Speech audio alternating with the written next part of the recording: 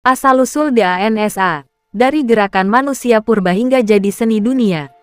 Bayangin kamu hidup ribuan tahun yang lalu. Belum ada listrik, belum ada televisi, belum ada Spotify, bahkan mungkin belum ada alat musik seperti yang kita kenal sekarang. Tapi suatu malam, sekelompok manusia berkumpul di sekitar api. Ada suara tepukan tangan, ada bunyi dari benda-benda sederhana, ada ritme yang terus berulang. Lalu, seseorang mulai bergerak, satu langkah, kemudian langkah berikutnya, orang lain ikut bergerak, dan tanpa mereka sadari, sebuah tradisi yang akan bertahan selama ribuan tahun mungkin baru saja dimulai. Itulah dansa, seni yang kelihatannya sederhana karena cuma menggerakkan tubuh. Tapi kalau kita melihat sejarahnya, dansa ternyata menyimpan cerita yang luar biasa panjang. Pertanyaannya sekarang, dari mana sebenarnya dansa berasal? Siapa manusia pertama yang mulai menari? Dan kenapa hampir setiap peradaban di dunia punya bentuk tarian mereka sendiri? Mari kita mundur jauh sekali. Jauh sebelum ada panggung, jauh sebelum ada koreografer, jauh sebelum dansa disebut sebagai seni. Manusia purba dan gerakan pertama.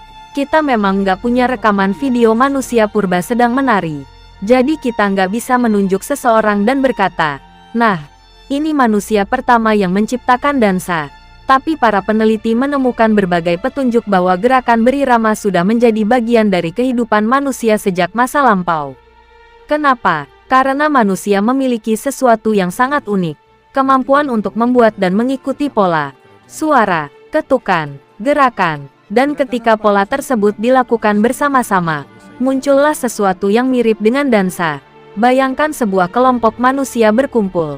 Mereka mungkin sedang merayakan keberhasilan berburu, atau sedang melakukan ritual, atau sekadar berkumpul dalam kelompok. Seseorang membuat suara, yang lain mengikuti. Kemudian tubuh mulai bergerak mengikuti ritme. Gerakan itu mungkin belum memiliki nama, belum ada teknik khusus, belum ada kostum, belum ada panggung, tapi konsep dasarnya sudah ada. Tubuh bergerak mengikuti ritme dan ekspresi. Dan dari sinilah perjalanan dansa kemungkinan berkembang. DANSA bukan sekadar hiburan. Kalau sekarang orang menari untuk bersenang-senang, pada masyarakat kuno, fungsi tarian bisa jauh lebih serius. Dansa dapat digunakan dalam berbagai kegiatan sosial dan ritual.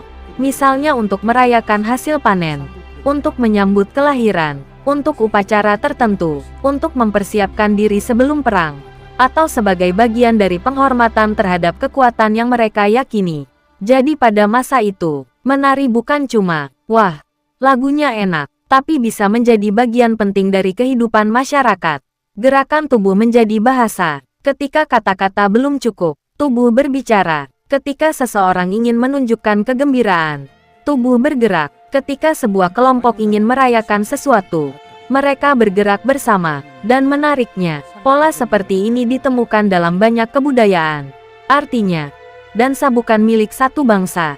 Dansa adalah sesuatu yang muncul berulang kali dalam sejarah manusia. Jejak DANSA di peradaban kuno.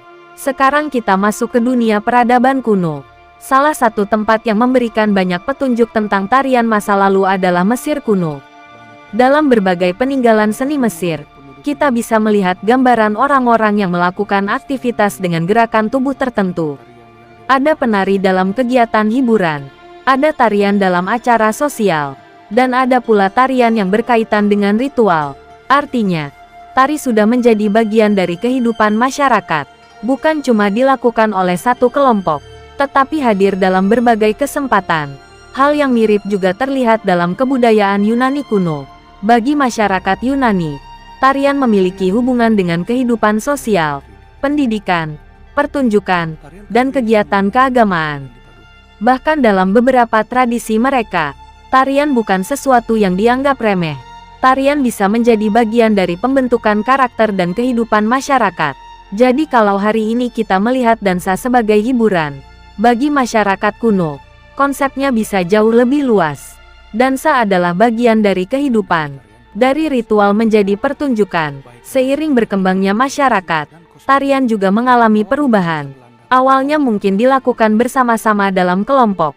Kemudian muncul orang-orang yang memiliki kemampuan lebih dalam melakukan gerakan tertentu. Mereka mulai menjadi penampil,